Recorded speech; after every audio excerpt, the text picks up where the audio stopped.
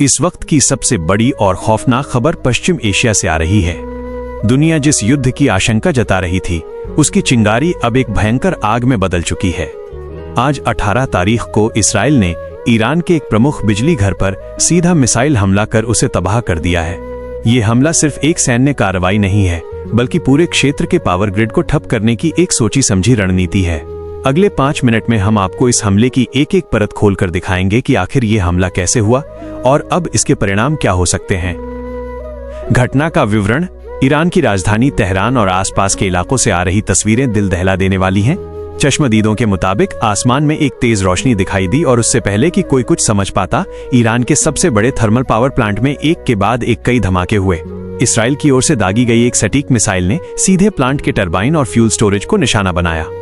देखते ही देखते पूरा इलाका धुएं के काले गुबार में तब्दील हो गया और मीलों दूर तक धमाके की गूंज सुनी गई। ईरान की मौजूदा स्थिति। इस हमले के फौरन बाद ईरान के कई प्रांतों में पूरी तरह से ब्लैकआउट हो गया है। अस्पतालों, संचार सेवाओं और जरूरी बुनियादी ढांचों पर इसका गहरा असर पड़ा है। ईरानी सरकार ने आपातकाल की घोषणा कर दी है। ईरान के रक्षा मंत्रालय का कहना है कि यह हमला उनकी संप्रभुता पर सीधा प्रहार है और इसका जवाब क्रूर होगा। सड़कों पर अफरा तफरी का माहौल है और लोग डर के साए में हैं कि कहीं अगला निशाना कोई रिहायशी इलाका न हो। इसराइल का रुख और रणनीति। दूसरी तरफ इसराइल की डिफेंस फोर्सेज यानी आईडीएफ ने इस ऑपरेशन की पुष्टि करने में देर नहीं लगाई। इसराइली सूत्रों का कहना है कि यह हमला एक प्रिवेंटिव स्ट्राइक यानी बचाव में की गई कार्रवाई थी। उनका दावा है कि इस बिजली घर का इस्तेमाल ईरान अपने परमाणु कार्यक्रम और ड्रोन निर्माण इकाइयों को ऊर्जा देने के लिए कर रहा था। इसराइल के प्रधानमंत्री ने साफ कर दिया है कि जो भी इसराइल को मिटाने की साजिश रचेगा, उसे अंधकार में धकेल दिया जाएगा। वैश्विक प्रतिक्रिया और युद्ध का खतरा। इस घटना ने वैश्विक बाजार और राजनीति में हड़कंप मचा दिया है। कच्चे तेल की कीमतों में अचानक उछाल देखने को मिल रहा है। अमेरिका ने जहां इसराइल के आत्मरक्षा के अधिकार का समर्थन किया है, वहीं रूस और चीन ने इस हमले की कड़े शब्दों में निंदा करते हुए इसे विश्व युद्ध की आहट बताया है। संयुक्त राष्ट्र सुरक्षा परिषद ने एक आपातकालीन बैठक बुलाई है, लेकिन जमीन पर हालात काबू से बाहर होते दिख रहे हैं। तकनीकी विश्लेषण। मिसाइल की मारक क्षमता।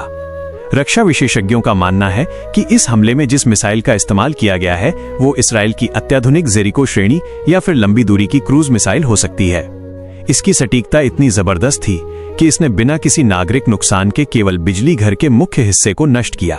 ये ईरान के एयर डिफेंस सिस्टम बावर 373 की विफलता पर भी बड़े सवाल खड़े करता है, जो इस मिसाइल को रोकने में नाकाम रहा। निष्कर्ष और आगे की राह। 18 तारीख की ये तारीख इतिहास में एक टर्निंग पॉइंट मानी जाएगी। अब सवाल ये नहीं है कि युद्ध होगा या नहीं, बल्कि सवाल ये है कि ये युद्ध कितना बड़ा होगा। क्या ईरान पलटवार में इसराइल के शहरों को निशाना बनाएगा? क्या हिजबुल्लाह और हमास जैसे संगठन इस आग में घी डालने का काम करेंगे? पूरी दुनिया की नजरें अब ईरान के सर्वोच्च नेता के अगले बयान पर टिकी हैं। फिलहाल ईरान अंधेरे में डूबा है और दुनिया एक अनजाने डर की रोशनी में इस तबाही को देख रही है।